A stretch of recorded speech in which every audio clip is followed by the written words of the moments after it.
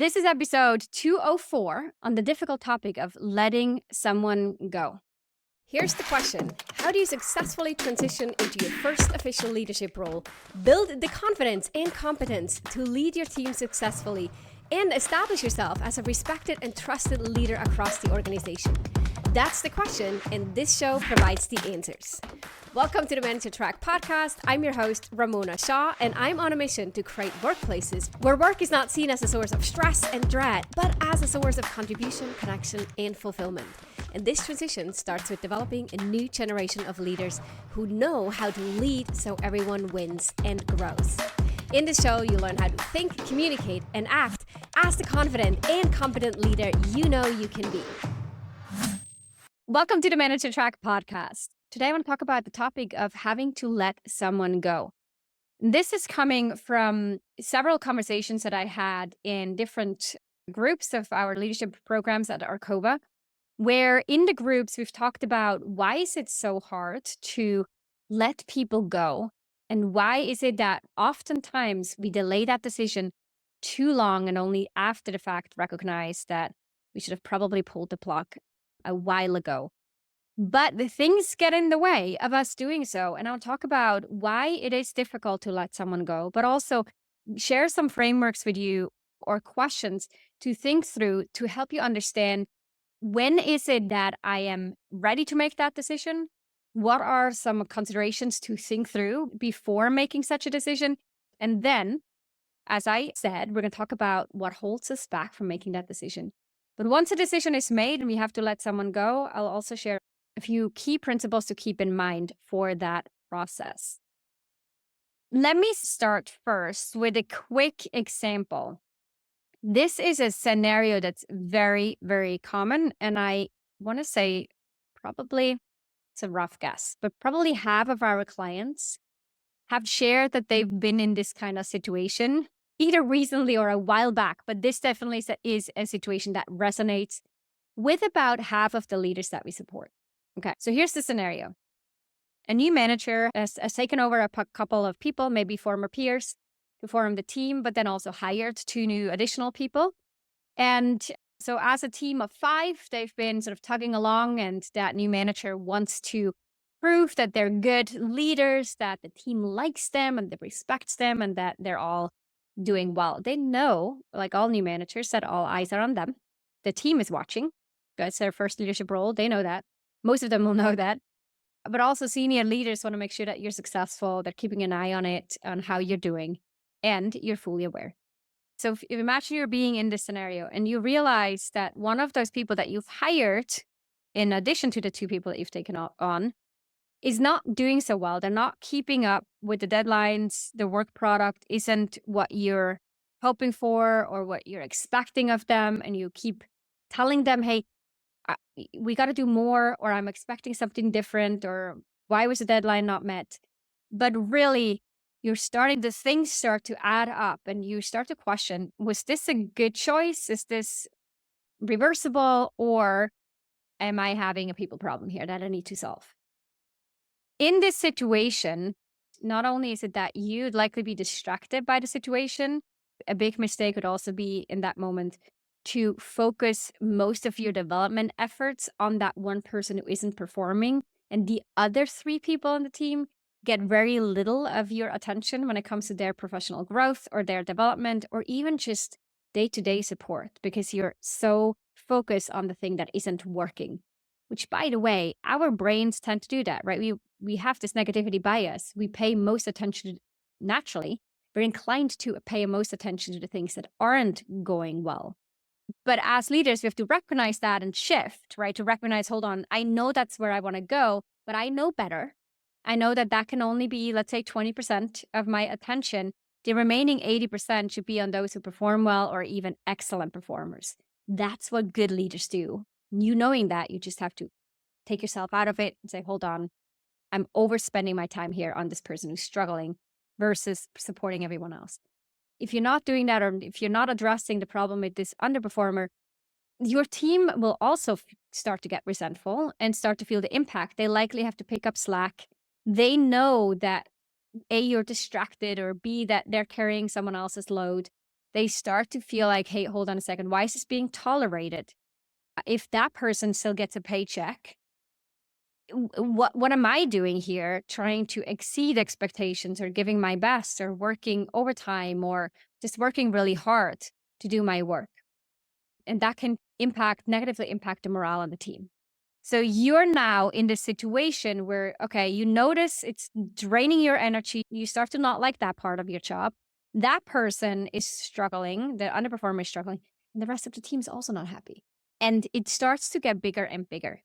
This is likely when we start to know we've probably been in this for too long without taking enough actions early on. So that's the situation we want to prevent. So let's talk about how to do this. A few questions to ask yourself the moment that you're recognizing someone's not quite meeting expectations is one, knowing what you know today, would you hire them again? That's one question to ask. The answer to that question will likely give you some clarity or insights. If you wouldn't hire them, ask why. What is it that you assumed versus what you know now? If you would hire them again, it's so great. Maybe all the issues are not that bad.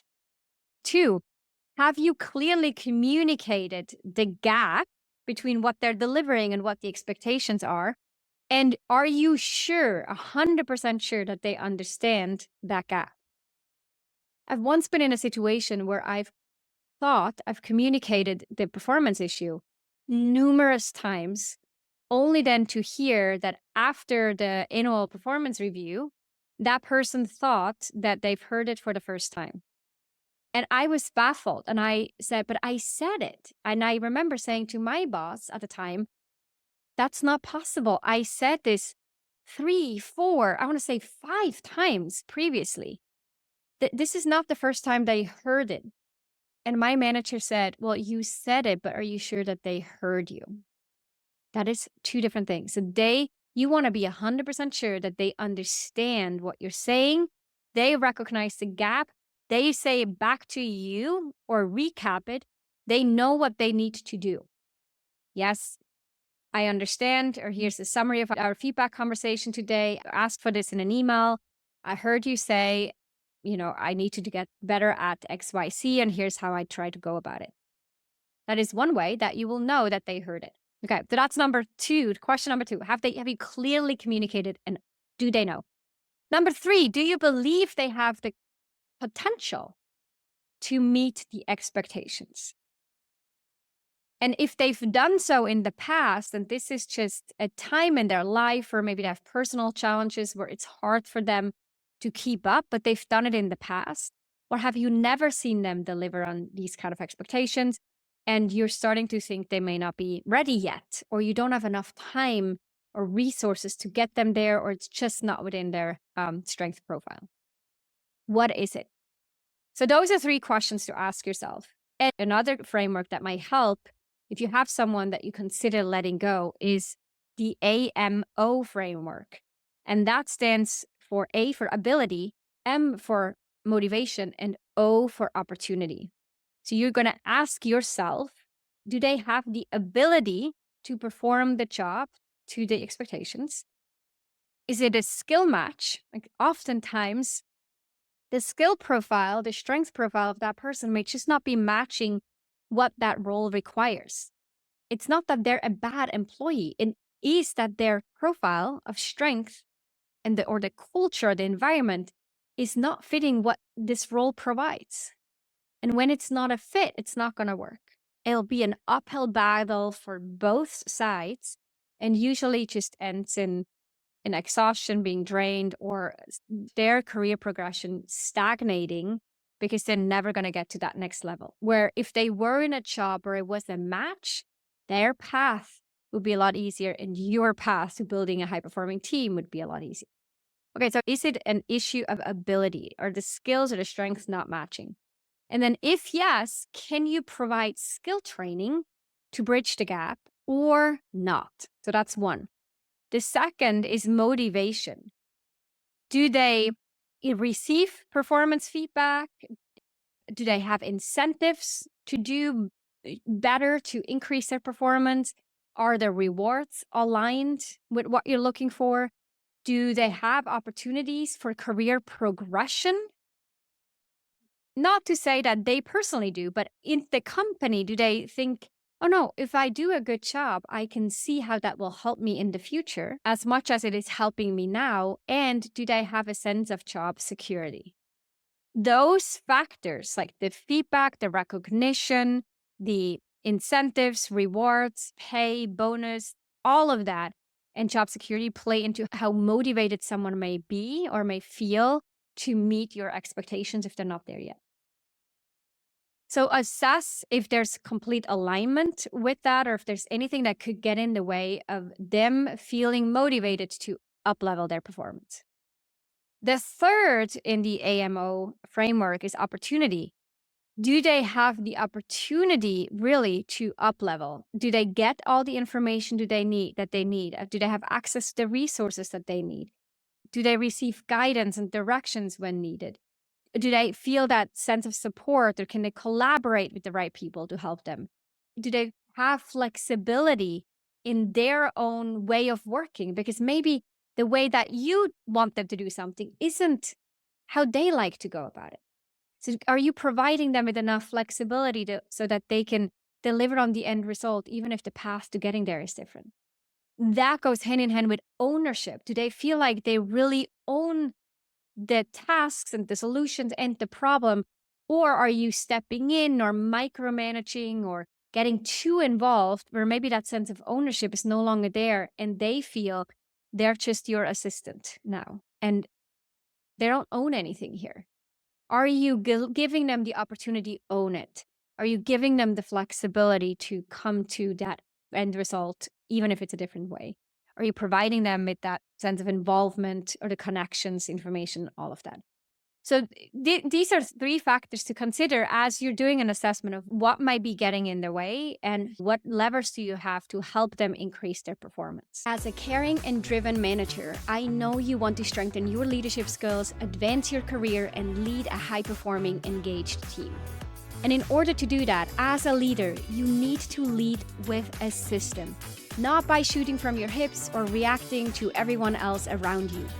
To do so, you need to first learn what should go into your leadership system, and second, develop your own. But here's the good news. I created a concise, actionable, and yet comprehensive course on one component of the leadership system. And this is about how to successfully run one-on-one meetings with your direct reports. It includes over 67 minutes of tactical leadership training, plus a set of resources to make this as easy and immediately applicable for you as possible.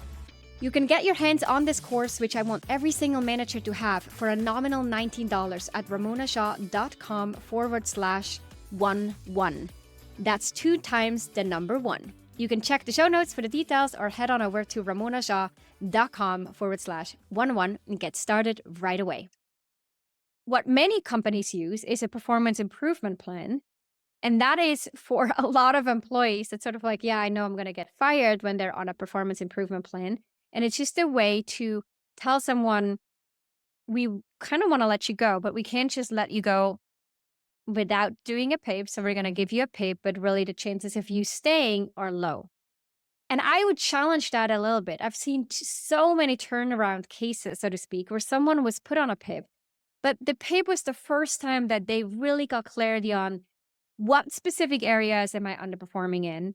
What kind of goals do I need to achieve? What kind of resources do I get in order to, or have in order to achieve that? What's the timeline for improvement? And they feel that sense of pressure, their back maybe against the wall, where they realize, like, hold on a second, I don't want to lose this job. I'm going to give everything I can, and I have a clear plan on how to do this. And people will rise to the occasion. So give it a chance. A PAPE is a pretty strong message that you send, but there is hope. Some people will turn it around. And if you're sending a PAPE, be aware that if you're sending it just for formality and you already know you're going to let them go, that may be one thing, but also consider it as an actual opportunity. It could be a tool that turns around a situation for your employee. Why is this so hard though? It's not that complicated. Like, we have expectations job descriptions, we set goals, we set clear behavioral norms such as be on time or do this in a certain way. We're communicating, hopefully, we're communicating all that very clearly. And then if someone doesn't do it, it's like saying, yeah, it's like not what I asked for, right? But we're making this a really hard thing for a number of reasons. One is we're definitely emotionally attached often to either the person, personal connections. There might be really nice people that get along with people, they're really trying, or we may also have an emotional attachment to their success because we're the ones who hired them. So we want to make sure that this hire is going to turn out well because it was my decision to hire them. So if I have to let them go now, 3, 6 months, a year later, I have to acknowledge I made a hiring error. So these fears and concerns are real. What you want to keep in mind is what senior leaders will judge newer managers on is not, are they great hiring managers? Are all the people that they hire, are they going to turn out as high performers? No, we all know hiring decisions are made on incomplete information. There's always a risk, even for the best of the best, that the person that they hire isn't going to work out. So that's not their biggest concern. Their biggest concern is that you recognize there's a problem and you're not acting on it fast enough. Either with interventions, performance coaching, right? An assessment of the root cause, having the difficult conversations, addressing the elephant in the room, no sugarcoating, being very clear, being kind and supportive, managing that situation well. And when you recognize there's no end in sight or this isn't going anywhere for either of you, then making the hard decision. Senior leaders will want to see that you do all that way more than they want to know if you're hiring great and not all of them are high performance. That's not possible, even for the best. Another fear that gets in the way is fear of just confrontation, knowing that I'm going to have to let someone go or I'm going to have to tell someone that they may be let go or that something isn't working. It's usually not a good feeling. So the fear of confrontation is real, and that may prevent you from doing what you know intellectually that you need to do. Another thing could be concerns about the team, right? If they're well connected with team members, you may start to worry that the moment they leave that conversation, that they're going to go share that with their colleagues and that overall the whole team will suddenly turn on you. Plausible. The chances are way higher, though, that other people are already seeing the underperformance and they may just be waiting for you to say something. And the longer that you hold out and not saying it, the less good it looks for you. So you're actually addressing it is usually a sign that you're a good leader, especially if you're doing it in a kind, supportive way. Another thing that gets in the way is self-doubt or even guilt, like guilt for not having done certain things in the past. And then you take it on you and you think, oh, it's my mistake, or doubt, oh, maybe it's just me. Maybe I'm asking too much. Maybe my standards are too high. Maybe I'm not supporting them enough. And because you're sort of ruminating in the guilt or the self-doubt, you also don't know how to go about it. Possibly, right? You don't have any training or not a whole lot of support. You may just procrastinate on it and hope things will just turn out without you having to make those tough calls. Very valid. Like we can all see, yeah, I can see how that happens. But again, makes it worse than it helps. If you're doubting yourself and you're unsure, speak with someone. Speak to a coach, to a mentor, to HR, to your boss. Speak to someone. Talk about the situation. Talk about what you've already done and talk about what options you have on the table and present that to them to then say, am I missing anything? Is there something that I may not look at right? Or other options that you see that we have? How would you go about it? Get that kind of support, especially if you're somewhat new and this may be the first person that you're letting go or you've only done it a few times. This can be really hard. It's one of the most uncomfortable things to do as a manager. So you're doubting yourself is normal. Oftentimes also, it means that you have the human connection. It means that you have empathy and compassion. You realize this is hard in the moment, even if it's better for both parties in the long term, it makes you human. So not a big deal. So not a problem at all. Just notice, oh, this is what's going on. And I can't let my emotions, my doubts, my guilt, my fears, my emotional attachments rule my way of leading. That is not going to be useful. So acknowledge it, but decide based on the information you have at hand and based on the frameworks or questions that I shared earlier. When you now get into the situation where you do actually have to let someone go, it's three things to consider. One, do it with clarity and compassion. The most compassionate thing and the most clear thing you can do is to go straight into it. If you call that meeting, there's no chit-chatting about how was your weekend and so, but no, this is going to be a really difficult conversation to have. We have decided, or I have decided, to terminate the employment. And you say that very clearly, and you pause, and you then being compassionate because you know that this may be difficult news for them to swallow. And you're just there with them, not trying to solve it for them, not trying to make it easier by the things that you say, but really just understanding this is difficult. It's difficult for you, and it's really difficult for them, right? So clarity and compassion go hand in hand. The second thing to pay attention to and to keep in mind is all along to make sure that you have HR involved, that you understand HR policies, you've read the documentation, you know exactly what you need to have in place before you terminate, and you get that support. And then the third one is the focus on the future. So on one hand, there may be ways that you can support the employee that you let go for their future outside of your team. So consider what support you want to offer to them. Are you willing to write recommendation letters, or are you willing to be a reference or not?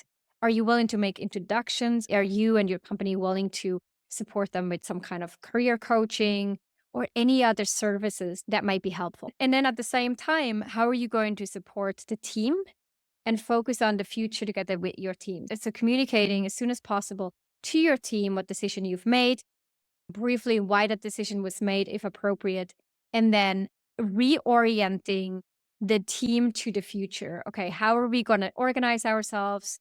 How are we going to manage the work that they used to do? What are we going to do, and what changes are we anticipating in the future? And it sounds so common sense to do that, and yet I hear about so many situations where a manager would let someone go. And that is such an emotional act that then they forget, oh, I have to go talk to the team and really message this well also to the team. Don't think about that as an after fact. Build that into your plan so that after the conversation, you know exactly what to do next and how to message it. So, in sum, we talked about what are some considerations to make if you think about letting someone go. How do you assess yourself if you've done enough work and if you've identified the root causes and you've really helped them and coached them to try to get to a better place? And then what some emotional underlying things that may come up that will delay the decision? If you're in this situation now, be really honest with yourself. Like, which of those fears or doubts or concerns that I've talked about are getting in the way of you making the decision you know you need to make? And then lastly, we just talked about how to actually go through the process of letting someone go. Now, that in itself could be an entire podcast episode. I would really guide you towards your HR team for this. Every company usually has their own processes. There's a lot of legal stuff that needs to happen. Really, the big things to avoid in the conversation and after the conversation, we just touched on, it is what I wanted to emphasize here. If, again, letting people go is an inevitable part of all managers, all leaders. It's part of the responsibility. No one that I know has done that for years, getting around it. We all have to, sooner or later, more often or less often, we have to do it. And it can be hard in the beginning. You'll start to get better at this. It may always feel uncomfortable. It may always feel daunting just because we have a human side and we know this is a human life that's going to be impacted by this decision. But we're starting to see it less about us and more about the match role versus profile that that employee brings. And then we can also see that them staying in a position where they're not performing well isn't serving anyone, including them, and them finding a new role where there's a better match for them will play out way better in the mid and long term. So with that, we're going to wrap it up. This is a bit of a hard conversation or a hard topic to chat about, but important to chat about. If you have colleagues or friends that are in the midst of such a situation, or that you know are having a difficult time identifying underperformers and knowing what to do or then when to make that final decision, please share this podcast along so that they know they're not alone. This is hard stuff, but there are different ways and tools to help you go through it. Thanks again, and I'll talk to you next week in another episode of the Manage Track podcast. Ciao, ciao. If you enjoyed this episode, then check out 2 other awesome resources to help you become a leader people love to work with. This includes my best-selling book, The Confident and Competent New Manager, which you can find on Amazon or at ramonashaw.com/book, and a free training on how to successfully lead as a new manager. You can check it out at ramonashaw.com/masterclass. These resources and a couple more you'll find in the show notes down below.